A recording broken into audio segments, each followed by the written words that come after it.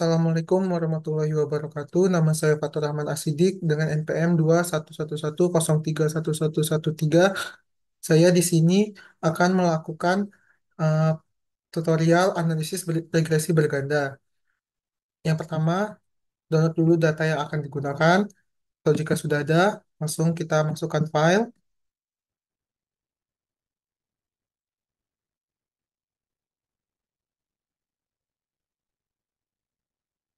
lalu pilih datanya, lalu klik open. Oke. Jika datanya sudah muncul seperti ini, lalu kita akan melakukan analisis pengaruh suku, gender, ranking universitas, dan nama belajar terhadap skor tes.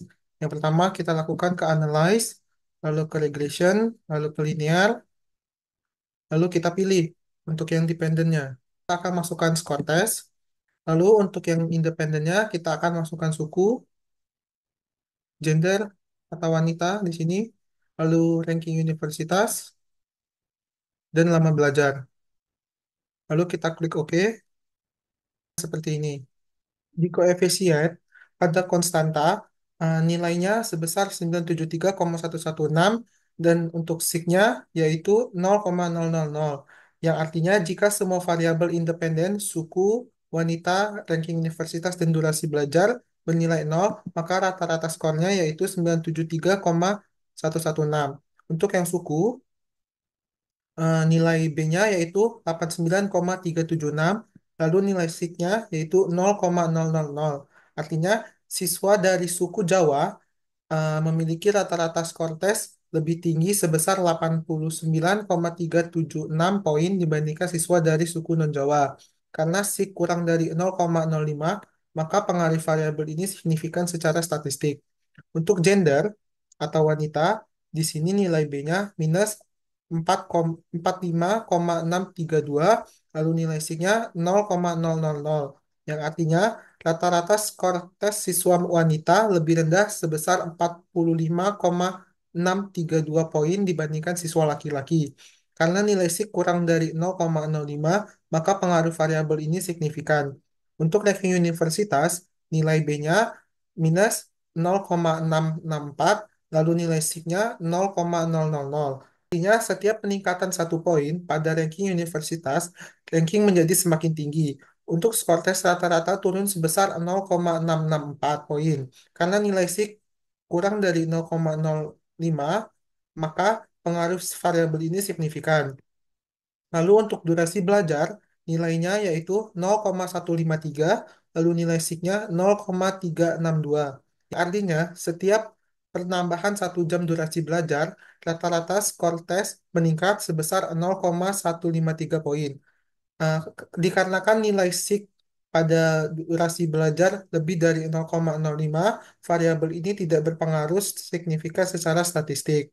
Untuk nilai R pada model summary, yaitu 0,149 berarti 14,9% variansi atau perubahan dalam skor tes dapat dijelaskan oleh variabel independen yang ada di dalam model.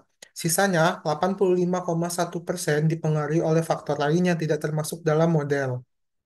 Selanjutnya, saya akan melakukan analisis regresi berganda yang nomor 2, yaitu analisis pengaruh suku, gender, ranking universitas, lama belajar, dan IPK. Untuk caranya, sama seperti tadi, masukkan datanya, lalu ke analyze, lalu ke regression, linear. Untuk dependennya, kita masukkan yang IPK, lalu yang independennya,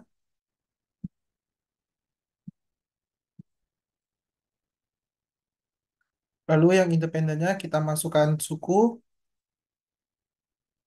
terus wanita atau gender, lalu ranking universitas, lalu durasi belajar.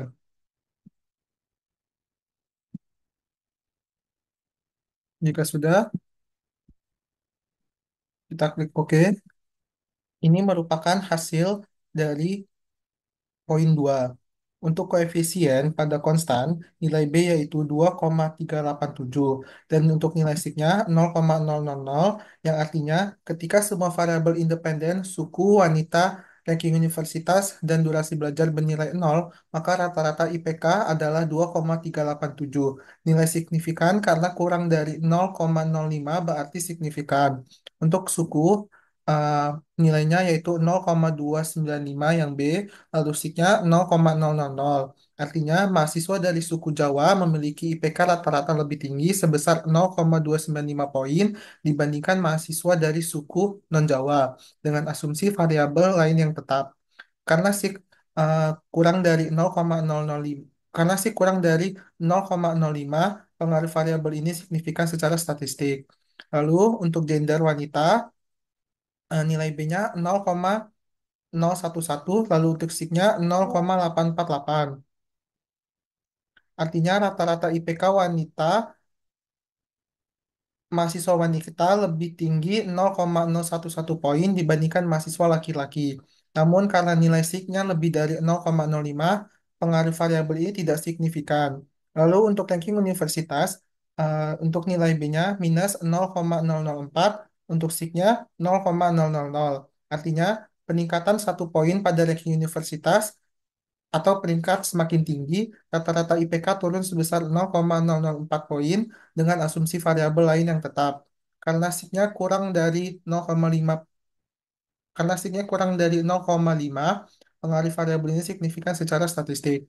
Untuk durasi belajar, nilai B-nya 0,002, untuk nilai SIG-nya 0,003, yang artinya setiap penambahan 1 jam durasi belajar per minggu, rata-rata IPK meningkat sebesar 0,002 poin dengan asumsi variabel tetap.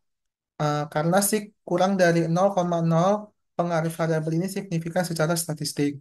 Lalu pada model summary terdapat R-square yang nilainya 0,159, yang menunjukkan bahwa 15,9% varians atau perubahan pada IPK dapat dijelaskan oleh model variabel independen yang digunakan. Sisanya 84,1% dipengaruhi oleh faktor lain di luar model. Sekian dari saya. Wassalamualaikum warahmatullahi wabarakatuh.